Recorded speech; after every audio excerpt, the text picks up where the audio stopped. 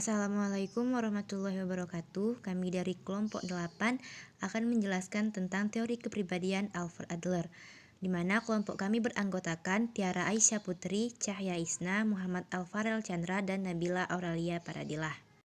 Nah, menurut teori Adler, manusia itu lahir dengan tubuh yang lemah dan inferior, suatu kondisi yang mengarah pada perasaan inferior sehingga mengakibatkan ketergantungan kepada orang lain. Nah, manusia memulai hidupnya dengan daya juang bawaan dan keterbatasan fisik yang keduanya akan menghasilkan perasaan tak berdaya atau inferior. Nah, ketakberdayaan ini mendorong manusia untuk menetapkan tujuan untuk mengatasi ketidakberdayaannya tersebut. Kemudian ada striving for success or superiority, yaitu berjuang untuk meraih keberhasilan atau superioritas. Nah, setiap orang itu memulai hidup dengan kelemahan fisik yang memunculkan perasaan inferior, sama seperti masa kecilnya si Adler. Nah, masa kecilnya si Adler itu ditandai dengan kelemahan fisik dan perasaan kuat untuk bersaing dengan kakak laki-lakinya. Nah, perasaan inferior tersebut memotivasi seseorang untuk berjuang meraih superioritas atau keberhasilan. Individu yang tidak sehat secara psikologis akan berjuang untuk superioritas pribadi, sedangkan individu yang sehat secara psikologis akan berjuang untuk keberhasilan semua manusia karena dia memiliki minat sosial. Nah, terlepas dari motivasi yang dimiliki oleh individu untuk berjuang, setiap individu itu akan dikendalikan oleh tujuan akhir. Manusia berjuang untuk demi sebuah tujuan akhir. Tujuan akhir itu baik berupa superioritas pribadi atau keberhasilan untuk semua umat manusia. Nah, pada masing-masing kasusnya, tujuan akhir ini bersifat khayal dan tidak memiliki wujud. Nah, meskipun dia tidak memiliki wujud, tujuan akhir memiliki makna besar karena mempersatukan kepribadian dan membuat semua perilaku dapat dipahami.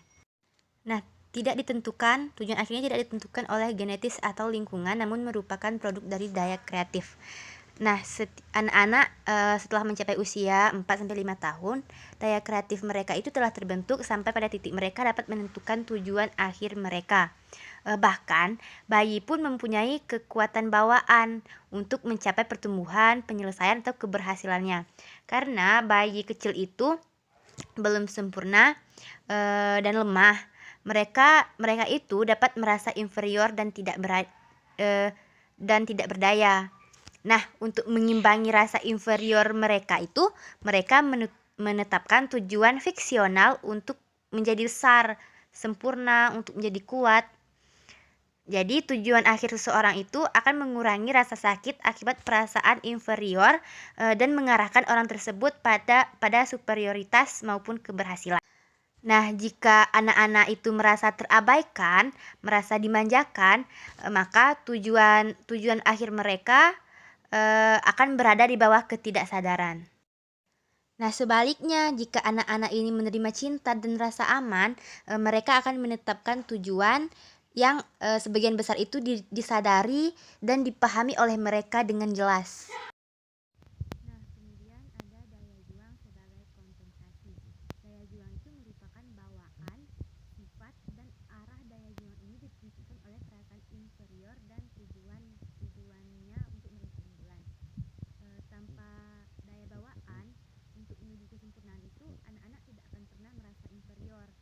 Dan tanpa perasaan inferior mereka itu tidak akan pernah menetapkan tujuan untuk meraih superioritas atau keberhasilan. Kemudian berjuang meraih superioritas pribadi. Tujuan bersifat personal dan usaha dimotivasi sebagai besar perasaan inferior yang berlebihan atau munculnya inferiority complex. Contohnya itu pencuri dan penipu. Nah, pencuri dan penipu ini adalah orang yang berjuang untuk mendapatkan keuntungan pribadi mereka. Nah, jadi beberapa orang itu akan membuat penyamaran yang pintar untuk mencapai tujuan pribadinya. Bisa secara sadar maupun tidak sadar menyembunyikan kecenderungan mereka untuk memikirkan diri sendiri di balik tirai keprihatinan sosial. Misalnya, Dosen bisa terlihat minat besar pada mahasiswanya karena ia mengandalkan hubungan pribadi dengan mereka. Dosen ini dengan jelas menunjukkan simpati dan perhatian serta mendorong mereka yang bermasalah untuk berbicara padanya tentang persoalan pribadi mereka. Bagi orang yang melihatnya, ia itu tampak termotivasi oleh minat sosial, namun sebenarnya tindakannya sebagian besar itu ditunjukkan untuk dirinya sendiri dan dimotivasi oleh kompensasi berlebih untuk perasaan inferiornya yang besar. Baik teman-teman, sekarang kita masuk ke teori Adler mengenai subjective perception dan creative power. Subjektif persepsi ini adalah sebuah subjektif seseorang itu membentuk perilaku dan kepribadian mereka. Manusia itu berjuang meraih keunggulan atau keberhasilan untuk mengganti perasaan inferior. Namun sikap juang mereka tidak ditentukan oleh kenyataan, tetapi oleh persepsi subjektif mereka akan kenyataan, atau fiksi ataupun harapan di masa depan. Fiksionalisme. Fiksi kita yang paling penting adalah tujuan meraih superioritas atau kesuksesan. Tujuan yang diciptakan di awal kehidupan dan mungkin tidak dipahami dengan jelas.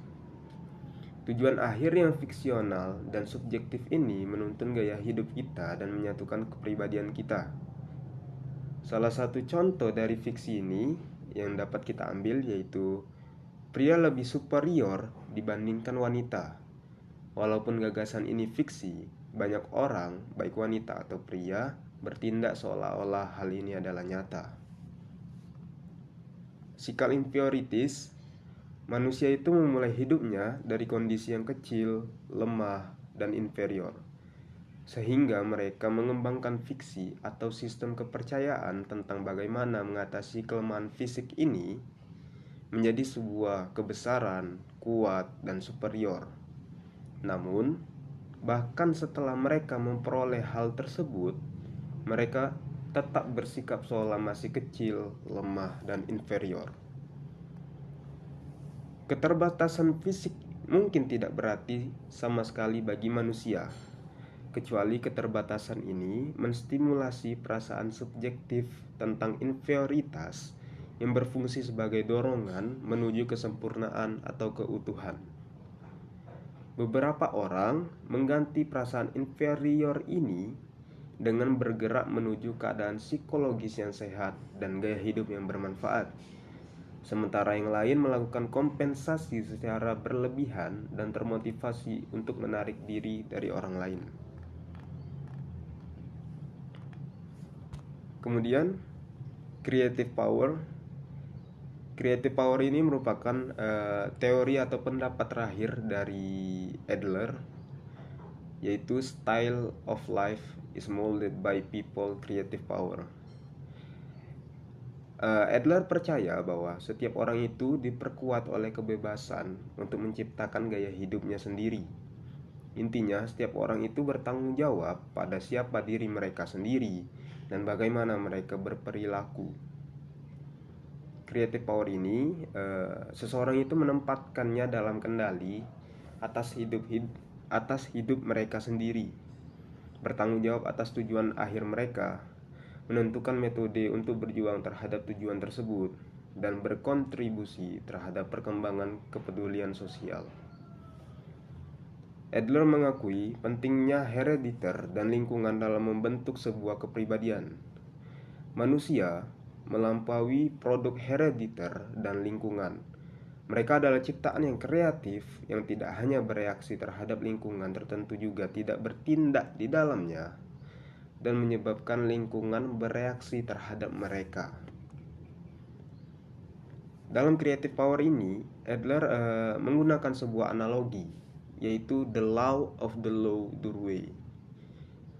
Apa itu the law of the low doorway?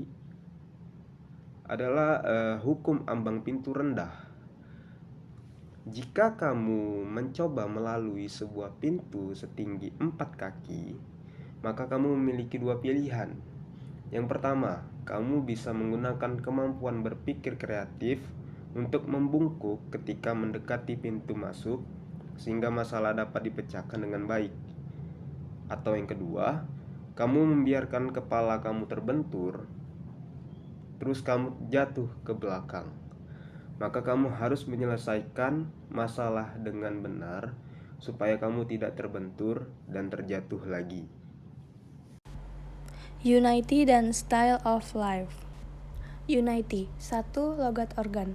Kelemahan organ tertentu bukan suatu peristiwa yang terpisah, tetapi mungkin kelemahan itu berbicara tentang tujuan individu yang oleh Adler dinamakan orgat logan atau bahasa organ. Misalnya, orang yang mengalami artritis rematik, tangannya dan persendiannya yang kaku mengungkapkan seluruh gaya hidupnya. 2. Kesadaran dan ketidaksadaran. Pikiran sadar adalah apa saja yang dipahami dan diterima individu serta dapat membantu perjuangan mencapai keberhasilan. Sedangkan apa saja yang tidak membantu hal tersebut akan ditekan ke ketidaksadaran. Apakah pikiran itu disadari atau tidak, tujuannya satu, yaitu untuk menjadi super atau mencapai keberhasilan. Style of life. Adler menyatakan bahwa gaya hidup adalah cara yang unik dari setiap orang dalam berjuang mencapai tujuan khusus yang telah ditentukan oleh yang bersangkutan dalam kehidupan tertentu di mana dia berada. Gaya hidup terbentuk pada usia 4-5 tahun dan tidak hanya ditentukan oleh kemampuan intrinsik atau hereditas dan lingkungan objektif, melainkan dibentuk oleh persepsi dan interpretasinya mengenai kedua hal tersebut. Selanjutnya yaitu social interest atau minat sosial. Minat sosial didefinisikan Adler yaitu sebagai sikap keterkaitan dengan umat manusia secara umum maupun sebagai empati untuk setiap anggota masyarakatnya. Nah, jadi minat sosial ini termanifestasikan dalam bentuk kerjasama dengan orang lain untuk memajukan sosial daripada keuntungan pribadi. Minat sosial itu harus dikembangkan terutama pada usia 5 tahun pertama pada umur seseorang. Minat sosial itu sendiri bersumber dari adanya dua hal. Yang pertama yaitu hubungan ibu dan anak dan hubungan ayah dan anak.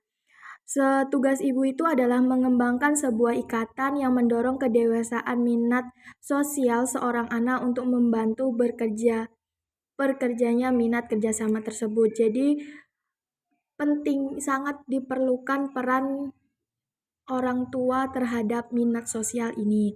Terus yang hubungan anak dan ayah akan bisa dikatakan berhasil menjadi seorang ayah apabila dia bisa menghindari kedua kesalahan, yaitu keterlepasan emosional dan autoritarisme.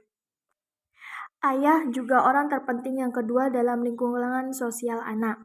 Dia harus mempunyai sikap yang baik terhadap istrinya, pekerjaannya, dan masyarakat di lingkungan sekitarnya. Selanjutnya yaitu pentingnya minat sosial. Minat sosial adalah cara Adler untuk mengukur kesehatan psikologis, sehingga hal ini dianggap sebagai kriteria tunggal dari nilai manusia. Menurut Adler sendiri, minat sosial adalah salah satunya standar untuk menilai seberapa berharganya seseorang. Sampai pada tingkat di mana seseorang memiliki minat sosial, maka ia dianggap dewasa secara psikologis. Individu tidak dewasa secara psikologis berpusat pada diri sendiri dan berjuang untuk meraih kekuasaan juga superioritas pribadi atas orang lain. Nah, kriteria nilai-nilai kemanusiaan interasosial menjadi satu-satunya kriteria untuk mengukur kesehatan jiwa yang tadi sudah dijelaskan. Tingkat seberapa tinggi minat sosial orang menunjukkan kematangan psikologisnya. Orang yang tidak matang atau kurang memiliki perasaan mementingkan diri sendiri, berjuang menjadi superiority pribadi melampaui orang lain.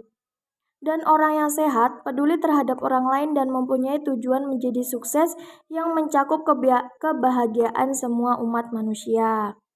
Nah, interest sosial ini merupakan satu-satunya sarana penilaian keberhargaan standar untuk menentukan kemanfaatan hidup seseorang, atau yang biasa disebut Adler sebagai barometer normalitas. Sekian yang dapat saya sampaikan. Saya ucapkan terima kasih banyak.